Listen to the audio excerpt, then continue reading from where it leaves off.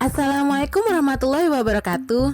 Halo semuanya, perkenalkan kami dari kelompok 10 perkembangan peserta didik yang beranggotakan Ahmad Khairul Umam, Anastia Zalfa, Haliko Damar Kencono, dan yang terakhir Rohma Kubro. Juga kepada dosen pengampu kami yaitu Ibu Dr. Happy Karlina. Kali ini kami akan membahas mengenai kasus pada pembelajaran dan perkembangan anak dengan rentang usia TK sampai dengan SMA. Sebelum masuk kepada pembahasan, kita harus tahu dulu apa itu perkembangan anak. Elizabeth B. Harlock dalam Psikologi Perkembangan mengatakan perkembangan memiliki arti serangkaian perubahan progresif yang terjadi sebagai akibat dari proses kematangan dan pengalaman. Seperti yang dikatakan oleh Van Dendel dalam jurnal Psikologi Genetik, bahwa perkembangan berarti perubahan secara kualitatif.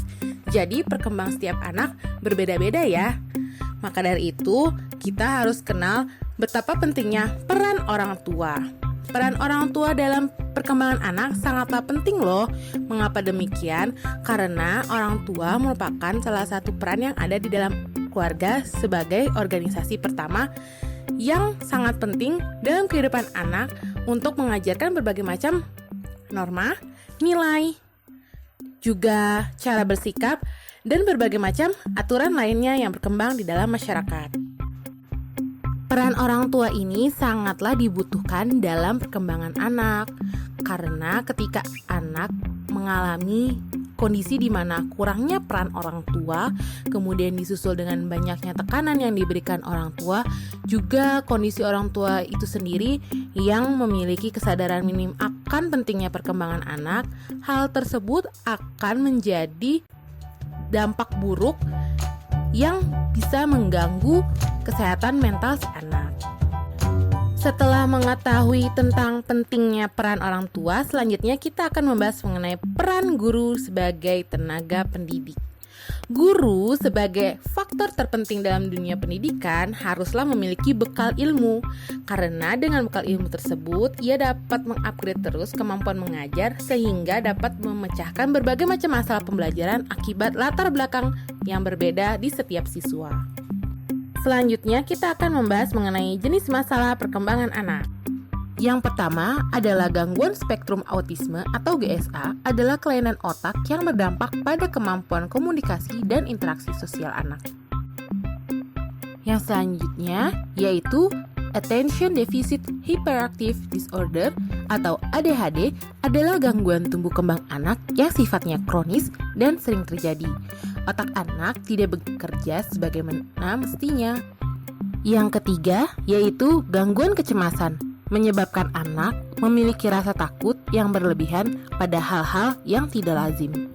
Yang keempat, gangguan bipolar atau penyakit mania depresi adalah kelainan otak yang menyebabkan perubahan mood dan pergeseran yang tidak lazim pada tingkat energi dan aktivitas anak.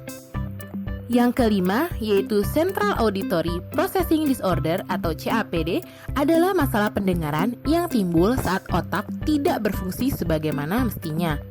Gangguan ini dapat mengenai orang di segala usia, tetapi biasanya dimulai pada masa kanak-kanak. Yang keenam, yaitu Cerebral Palsy, adalah kondisi di mana anak-anak memiliki kesulitan untuk bergerak dan mempertahankan keseimbangan dan postur tubuh. Yang terakhir yaitu Conduct Disorder, adalah gangguan perilaku dan emosi yang terjadi pada anak-anak dan remaja. Ada juga jenis masalah yang terjadi pada pembelajaran anak, antara lain gangguan membaca atau disleksia, yang kemudian dilanjut oleh gangguan menulis atau disgrafia, kemudian selanjutnya gangguan berhitung atau diskalkulia, kemudian dilanjut dengan ketidakmampuan belajar nonverbal atau nonverbal learning disabilities. Baik, kita akan memasuki pada pembahasan inti, yaitu contoh kasus yang terjadi pada perkembangan dan pembelajaran anak.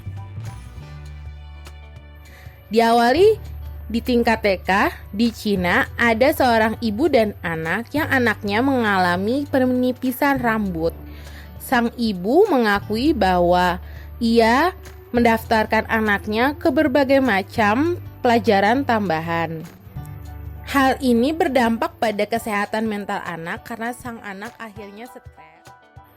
Selanjutnya di tingkat sekolah dasar, Di Nias Barat, banyak sekali siswa sekolah dasar yang mengalami berbagai gangguan pembelajaran seperti fasilitas yang kurang, kemudian tidak adanya listrik sehingga kelas gelap ketika mendung, atau belum paham bahasa Indonesia sedangkan guru kebanyakan menggunakan bahasa Indonesia. Hal ini membuat siswa merasa bosan, tidak mau sekolah karena fasilitas yang kurang dan tidak memadai, juga malas belajar akibat belum paham bahasa Indonesia dan tidak disiplin. Selanjutnya masuk ke tingkat SMP, seorang remaja berusia 13 tahun akhirnya memutuskan untuk mengakhiri hidupnya karena ia tidak kuat lagi untuk menghadapi berbagai macam tugas yang banyak yang diberikan dari sekolahnya. Selain itu, si anak juga tidak pernah tertarik belajar dari awal, sehingga tugasnya yang diberikan oleh para guru untuk dikerjakan di rumah tidak pernah selesai. Polisi juga mengatakan bahwa sang anak sempat menuliskan surat yang berisikan ucapan terima kasih kepada ibunya. Lanjut kepada tingkat SMA atau SMK, banyak sekali remaja yang mengalami stres akibat perasaan takut untuk tidak naik kelas, disusul dengan perasaan stres dalam menghadapi ujian nasional. Mereka yang galau karena bingung akan melanjutkan kuliah di mana. Kesimpulan, dalam menghadapi perkembangan anak, kerjasama segala pihak sangatlah diperlukan, sehingga anak dapat terus dalam pengawasan tumbuh kembang yang baik. Berbagai dampak buruk dapat diminimalisir lewat kerjasama tersebut, sehingga kasus-kasus yang menimpa anak dalam dunia pendidikan maupun dunia sosialnya dapat berangsur-angsur menurun. Terima kasih sudah menonton, sampai jumpa di video selanjutnya. Wassalamualaikum warahmatullahi wabarakatuh.